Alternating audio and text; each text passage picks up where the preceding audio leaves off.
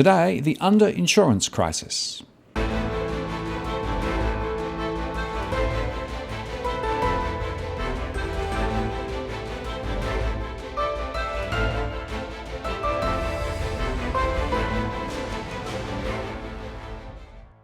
Hello again, it's Martin North from Digital Finance Analytics. Welcome to the latest post covering finance and prop news with a distinctively Australian flavour. In our household surveys, we have information about households' property and possessions insurance. There is a significant proportion of households living, particularly in regional areas, without a mortgage who choose not to insure because the costs are so high. And there is a second group who holds some building insurance cover but may well be underinsured.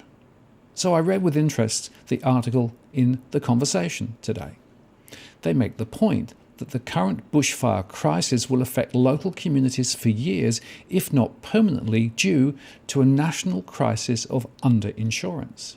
They argue that despite Victoria's Black Saturday fires and the Ash Wednesday fires, both of which destroyed thousands of homes, one lesson was not really learnt, and it's that home insurance is rarely sufficient to enable recovery.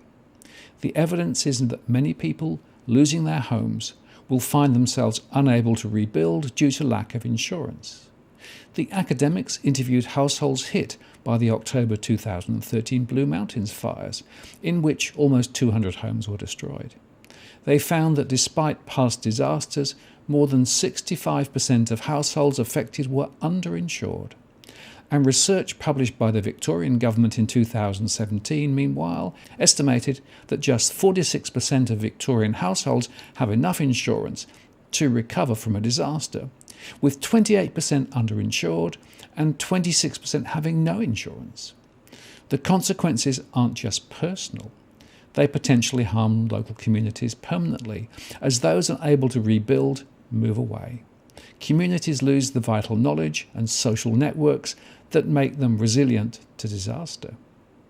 So why do people find themselves underinsured? Well, it's a complicated issue and not necessarily due to negligence. They cite the case of a woman who lost her home in Kinglake, northeast of Melbourne, in the 2009 fires. She based her insurance on the price paid for the property, but the reinstatement costs were much higher. Building is often more expensive. For one thing, there's the need to comply with new building codes, which have been improved to ensure buildings take into account their potential exposure to bushfires. This is likely to increase costs by 20% or more, but is rarely made clear to insurance customers. And by the way, in a future post, I'm going to discuss in more detail the BAL, the Bushfire Attack Level, which was introduced in 2009. There seems to be quite a lot of confusion around these ratings, and not everybody is aware of their implications.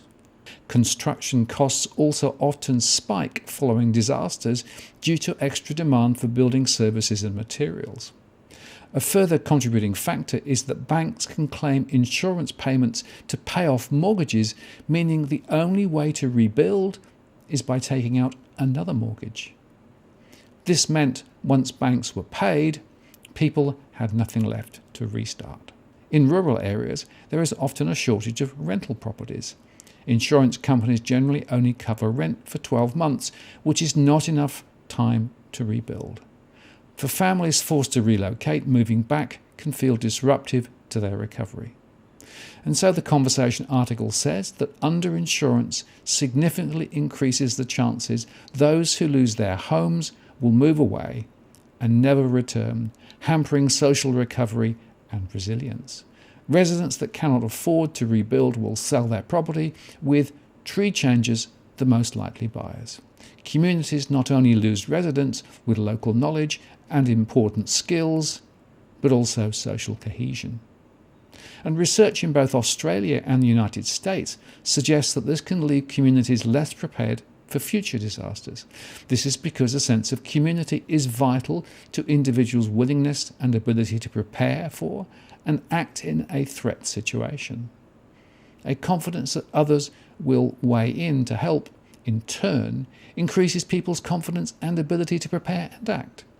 and they make the point that Australia is one of the few wealthy countries that heavily relies on insurance markets for recovery from disasters. But the evidence suggests that this is an increasingly fraught strategy, particularly when rural communities also have to cope with the reality of more intense and frequent extreme weather events. And of course, future premiums will probably rise. If communities are to recover from bushfires, the nation cannot put its trust in individual insurance policies, they say. And they suggest that a national policy reform is needed to ensure effective disaster preparedness and recovery for all. But more directly, my question is, when did you last review your cover? In our surveys, more than 60% of households have not reviewed their building insurance cover in the past 3 years, relying on the inflation adjustments often applied by insurance companies. But this may well not be adequate. So take time today to review your cover before it's too late. And remember, of course, that we will all be paying through higher insurance premiums in the months and years ahead. I'm Martin North from Digital Finance Analytics. Many thanks for watching, and I'll see you again next time.